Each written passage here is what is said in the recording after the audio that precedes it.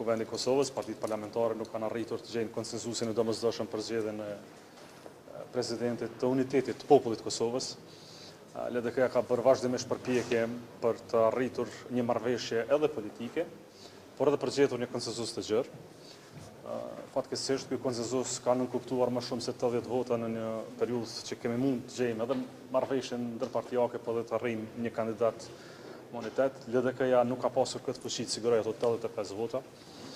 Përkundër vullnetit mirë, përkundër përpjekjes mbar, jemi një orë gjysmë larg afatit kushtetues dhe Kosova po futet drejt një procesi të ri zgjedhor. Në orën 12 mesnatës, LDK-ja pret dekretin për shpërbërjen e kuvendit dhe sa më parë dhe konsultimet për nisjen e zgjedhjeve, për përcaktimin e datës së zgjedhjeve të jashtëzakonshme. Dua të them se jemi futur në këtë proces me vetdije të lartë edhe shtetare, edhe kombëtare, me vullnet mirë për bashkëbisedim. Kemi mbajtur komunikime të mira me gjitha partitë politike, kemi dhënë solucione, kemi dhënë alternativa, kemi pas gatishmëri të plot për konsenzus. Fatkeqësisht kjo gatishmëri nuk është përputhur me synimet e palëve tjera.